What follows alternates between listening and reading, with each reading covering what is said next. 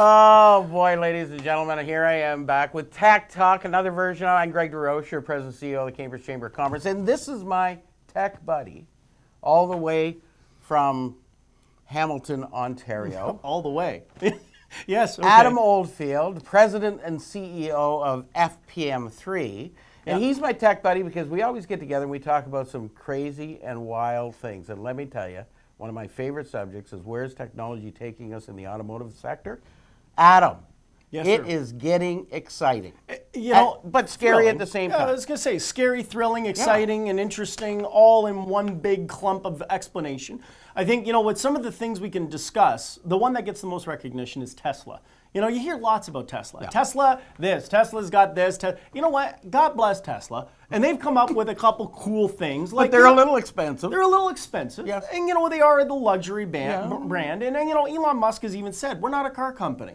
We are a technology company. Right. And God bless him for the sake of trying to define who he is. Now, people seem to not quite understand, and they get a lot of recognition, but I just want to, set the standard straight. There have been a lot of innovations from the other car companies not getting enough recognition, and Tesla seems to get a lot of it. The key thing about Tesla, one, it's electric. Yes, 100%. Is it fast? Absolutely. And number three, when they have an upgrade, it's instant. They're cloud-based, managed, upgradable. So that is what Tesla has. However, they are not 100% autonomous yet. As much as Elon's getting there and they've talked about it. Can't ride in the back seat. You're not sitting in the back seat, or you shouldn't anyways. But I like to think that there's 5 levels of autonomous driving, okay? Level 1 is what we're used to. 2000, probably as back as the 90s, we've had autonomous driving, even the 70s. That's cruise control. Cruise control, You just throw a cruise on, you kind of go. The car's driving technically itself. You got to hold the steering wheel, and for the most part, 2005, you started to get the sensors of vehicles ahead of you. Cadillac came out with that, where it slowed down a little bit. Okay, now we start to get into the levels of which we see Tesla's at. Tesla's at about a level 2. They're going to be coming out with a level 3 with some of the new models coming out, and that's where it's going to be more fully autonomous driving. But there's a lot of manufacturers out there already doing these things. And this is the one I want to talk about on our Tech Talk show, is the fact that we've got a lot of companies coming up with some technology that's pretty amazing. Also, I should make a note, level 5, which is the highest. That's where the truck shows up. So that's where literally I could call my car, it'll pick me up, I can get in the back seat, Fall and it'll take asleep, me and wherever. it will get wherever you go. Yeah, so no vehicles at level 5. We're talking 2020 is when they're going to claim we'll see the first fully autonomous level 5. So let's go back to where we are today. So now let's talk about some of the ones that are very innovative. So we can see Mercedes-Benz just came out with the new active control feature. So this is actively sensing when to brake, when to stop, when to pull off. And it's pretty advanced when it comes through some of their luxury brands. So Mercedes is definitely one of the things Mercedes has always been, and I love Mercedes, but do I drive one? No, but I love the vehicle for what it is, safety. One thing about Mercedes-Benz is the fact that they are all about safety. Germany just announced in the last month or so that they are allowed to test their own autonomous driving in Germany. So expect to see the German vehicles far exceed whatever we've seen here. Next is, of course, we have BMW. BMW came out with some technology, not so much about autonomous, but they've included Skype in their car. I don't know if that's amazing or not, but now you can see when your friends or I think you want to be autonomous if you're going to Skype in your car. Well, and I was like, that's your feature, guys? BMW? I mean, they've got some cool, neat features, don't get me wrong. The one that doesn't get enough recognition is the Audi. The A8 came out this last year, and it's got features that have app parking, so self-parking. We've heard it's coming out. Yes. Audi actually has it. So you got an app with your phone that you can actually get out of your Audi and it will go and park itself. You can sit in rush hour traffic. This is how its autonomous works. Gets in traffic, recognizes the vehicles, the lanes it's in. You can let your car take over rush hour, draw notes, whatever you want. The minute the vehicle starts to reach more than 30 kilometers an hour, or in the case of 15 miles an hour, it beeps, take control. So now you have to now be aware of when to take over the vehicle, because it will not go fully autonomous at that point, but it will park itself. But that would be hugely convenient in Toronto traffic. Oh, absolutely. Because you're only doing 15 Sometimes you're just miles. doing rush hour traffic from Hamilton to Toronto. It's just kind of like, I'm not even going to touch the wheel. Just let her go. But I like that self-parking thing too, because whenever my wife and I would go out for dinner and it'd be pouring rain out, I'd pull up to the door and then think, well, wait a minute. If I got to walk in the rain, so does she. So then I go Sure, right he's by not the lost. door. I go right by the door and park my car. Now, I don't have to run in the rain either. No. And no one's going to fight for the handicap parking spot, and you won't be angry about it anymore. So it's going to be everyone gets a good parking spot. Exactly. So yeah, you can get out of your Audi and instantly be able on your I phone like that. to hit the button. And Audi's got this. I always like to say this. If you've watched Marvel, the movies, Yes. Iron Man, what's he driving? An Audi. I mean, come on, the guy can build a suit that can fight anything, and he's driving an Audi? Why doesn't he just build his own car? He doesn't need to. It's so far advanced, he's already just driving it. Yeah. So that tells you about where Audi is. But yeah, the technology in the autonomous driving cars, there's a truck that's going to be coming out, and this is what I was referring to in 2020. We won't see cars fully autonomous yet. What we will see is tractor trailers, we will see deliveries. Movement of goods. Those will be happening in 2020. And for sure, by no later than 2025, most of our carry goods that will be transported by tractor trailer will be fully autonomous. Wow. So, to my point about this getting exciting and Yes. yet a little bit scary, this is a monumental change in the automotive industry, all the way from providing insurance to fixing cars. That's right. Because at the same time we're talking about all of this, we're talking about the electric vehicle being advanced as well. That's right. Right now, you can buy a fully electric vehicle, of course, a Tesla, but every auto manufacturer is going to have one out, I think, by this model year, the 2018. Everyone will have one. You know, it's got 450 kilometer range, whatever it happens to be, pretty standard in a tank full of gas. But the cost to fill that up, even at Ontario's ridiculous hydro rates, is still only about 15, 18 bucks. Yes. You can't do that with gas. No. So electric vehicles are going to become very popular.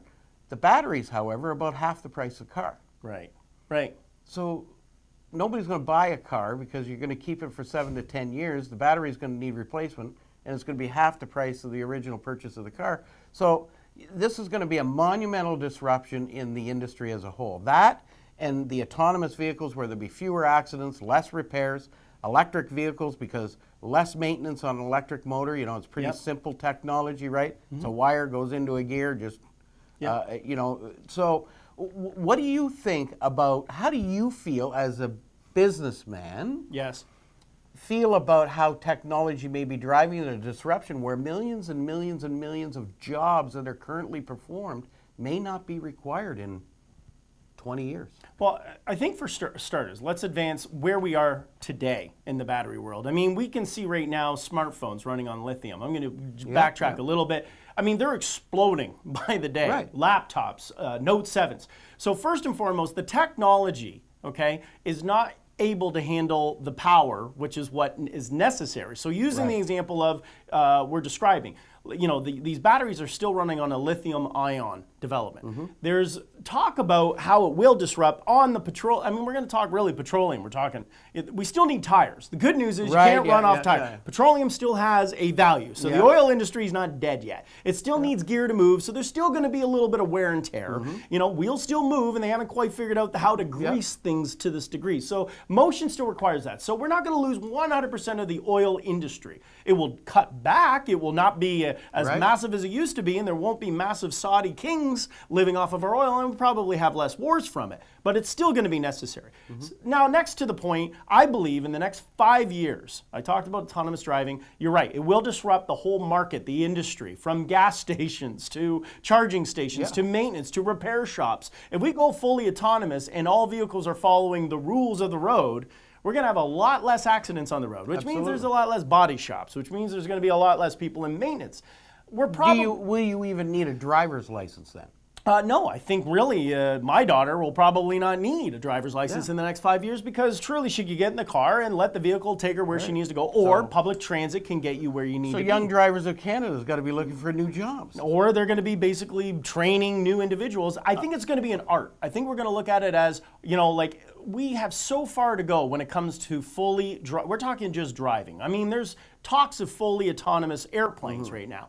So we haven't even got to that level yet, because they can't run off, there isn't enough juice right now to get a jet off the ground to keep it flowing. So we're still going to need that. But as far as where... Remember the Jetsons? Of course I do, yeah. Well, you zoom around, you know, and we had George Jetson. And because according to technology, we're 3 years away from it. We're pretty close, yes. But it's not going to, I think, you know what, it's almost the same way when we saw the automobile come out and everyone was raising horses and all the barn keepers and everyone else. And the blacksmiths. And the blacksmiths and everyone else. You know what? Yeah, they disappeared. They are probably less than half the population, whereas half people named themselves Smith from when they used to be around. So they're still to this day. So what we're seeing is an evolution. What we're doing is right now we are now in a new evolution where we're seeing transportation technology moving to a level of which we are in renewable energy. We are pushing on that. And we can thank our government for pushing heavily on it. It is obviously we're in this transition period of moving from where we were to where we are. I think we're going to see a lot more jobs, though, in different degrees. And we'll talk a little bit more about that in another Tech Talk, of where we're seeing autonomous, not only in just the vehicles, but in our businesses and in our AI. In our AI, exactly. So when we're talking about artificial intelligence to a new level, we're going to see where it's going to change the scope of all business across the board. And it's not a bad thing. It just means we have to think different in how we're going to conduct business. It's not going to take 50 guys to drive trucks right now. You're not going to see now hiring on the back of a transport truck. What you're going to see is someone maybe coordinating it, coding. You want a job in the future, you want to start to become a coder. Well, and I think you got to, you know, you're going to have an entire industry around tracking vehicle movement and all kinds of control elements that'll belong to that.